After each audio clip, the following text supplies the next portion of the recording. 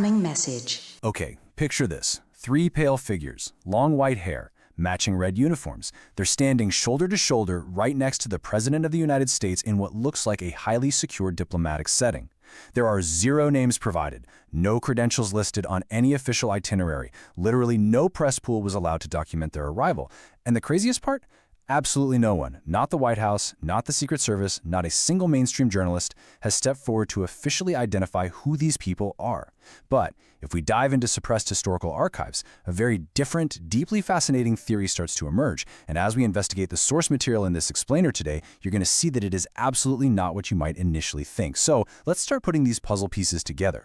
Now, every major outlet out there is calling this an alien photo. And honestly, that's the lazy clickbait read. Our investigation of the actual documents leads us somewhere completely different. You see, instead of looking up at the stars, the historical reality of Agartha suggests we really need to be looking down. We're going to bypass all these modern distractions today and follow a very real, documented paper trail. We're talking Tibetan monks, Nazi expeditions, a highly classified U.S. military operation, and an ancient kingdom that allegedly exists right beneath the Earth's crust.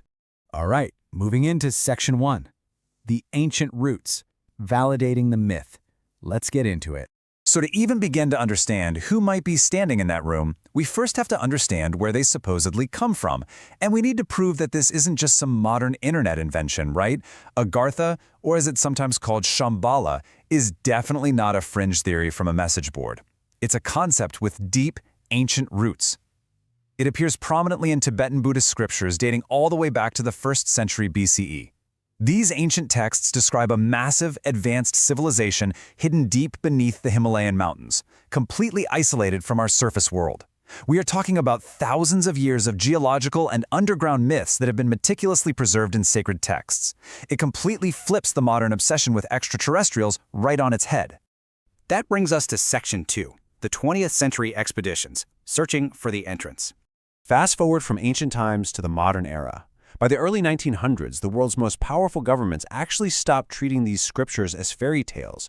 They started treating them like actual maps. Get this, in the early 1900s, Nicholas Roerich, a Russian mystic and artist, was hired by the U.S. Department of Agriculture to launch expeditions. His underlying motive? To find the underground entrance to Agartha.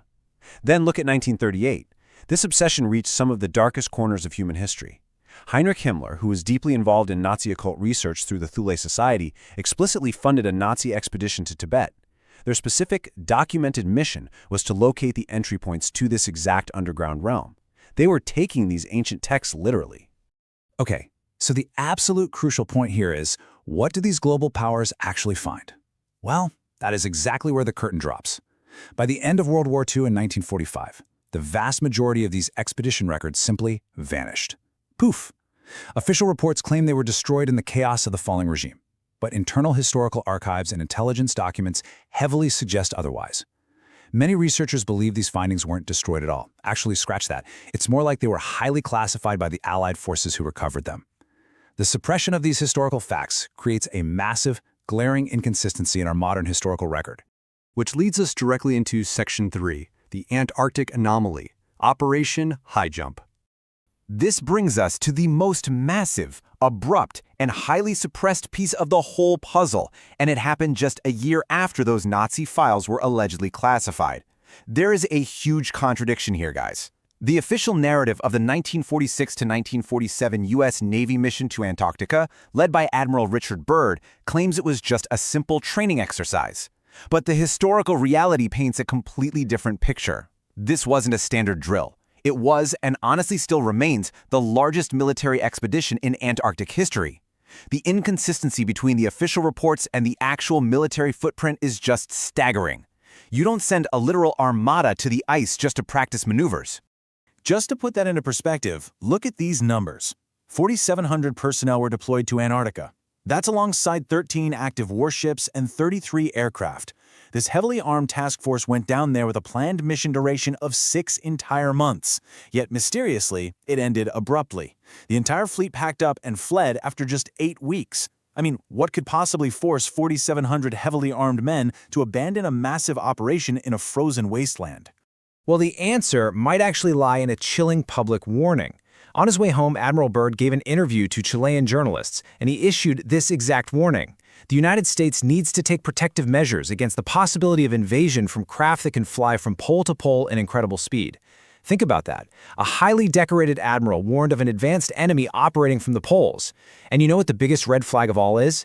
After making this statement, Admiral Byrd was heavily silenced by Washington.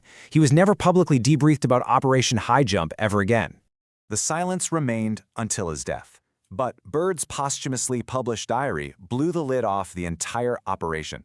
His private entries explicitly describe encountering an underground civilization with highly advanced technology. He wasn't writing about aliens from space. He wrote about a kingdom beneath the ice. The geographical myths of Shambhala and Argartha, the Nazis' search in Tibet, and the sudden retreat of the U.S. military from Antarctica. All of these, completely separate threads, converge on a single, terrifying, documented possibility: an advanced civilization sharing this planet with us, right beneath our feet. Let's move to Section 4. Analyzing the physical evidence, the photo re-examined.